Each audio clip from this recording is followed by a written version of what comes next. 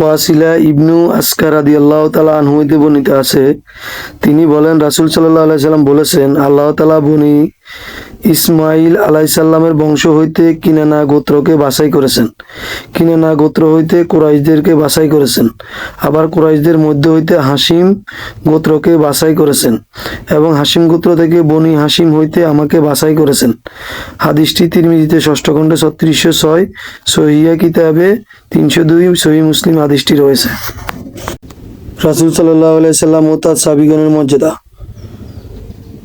ওয়াসিলাহ ইবনু আশকার রাদিয়াল্লাহু তাআলা আনহু হইতে বর্ণিত আছে যে নবী সাল্লাল্লাহু আলাইহি সাল্লাম বলেছেন, আল্লাহ তাআলা ইব্রাহিম আলাইহিস সালামের সন্তানদের মধ্যে হইতে ইসমাইল আলাইহিস সালামকে বেছে নিয়েছেন এবং ইসমাইল আলাইহিস সালামের বংশধর কিনানা গোত্রকে বংশ বেছে নিয়েছেন।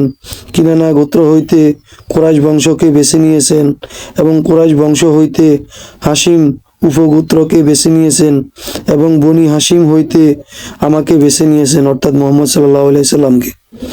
হাদিসটি তিরমিজিতে ষষ্ঠ খণ্ডে 3605 নম্বরে রয়েছে। আবু হুরায়রা রাদিয়াল্লাহু তাআলা আনহু হইতে বর্ণিত আছে, তিনি বলেন, লোকেরা প্রশ্ন করল, হে আল্লাহর রাসূল সাল্লাল্লাহু আলাইহি সাল্লাম, আপনার নবুয়ত কখন অবতারিত হয়েছে? প্রশ্নবোধক। তিনি বললেন, যখন আদম আলাইহিস সালাম তার শরীরে রূহের মধ্যে ছিল তখনই। হাদিসটি তিরমিজিতে 3609 নম্বর রয়েছে। সহিহ আবু দাউদ কিতাব 1856, মিশকাতে 5758 নম্বর রয়েছে।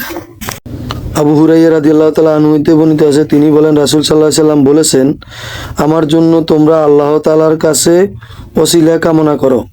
সাহাবীগণ বললেন, হে আল্লাহ রাসূল সাল্লাল্লাহু আলাইহি সাল্লাম, ওসিলা কি?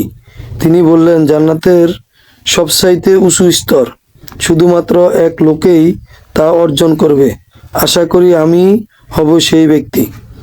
হাদিসটি তিরমিজিতে 3612 নম্বরে রয়েছে, মিশকাতে 5767 নম্বর রয়েছে, সহিহ মুসলিমে দ্বিতীয় খণ্ডে 4 নম্বর হাদিসটি রয়েছে। আবু সাঈদ আল খুদরি রাদিয়াল্লাহু তাআলা আনহু হতে বর্ণিত আছে, তিনি বলেন রাসূল সাল্লাল্লাহু আলাইহি সাল্লাম বলেছেন, কিয়ামতের দিন আমি আদম সন্তানদের ইমাম নেতা হইব, এতে অহংকার নেই। হামদের আল্লাহ তাআলা প্রশংসা পতাকা আমার হাতেই থাকবে, এতেও গর্ব নেই। সেই দিন আল্লাহ তাআলা বনি আদম আলাইহিস সালাম এর নবীগণের সকলেই আমার পতাকার নিচে থাকবে। সর্বপ্রথম আমার এই জন্য মাটিতে বিবর্ণ করা হইবে, এতে কোনো অহংকার নেই। অর্থাৎ মাটিতে পতাকাটা প্রথম নবী করিম সাল্লাল্লাহু আলাইহি সাল্লাম গাড়াবেন, নবীদের পতাকা। হাদিসটি 3615 নম্বরে রয়েছে, তিরমিজিতে, ইবনে মাজাতে 4308 নম্বরে রয়েছে, সহিহ মুসলিমও হাদিসটি রয়েছে।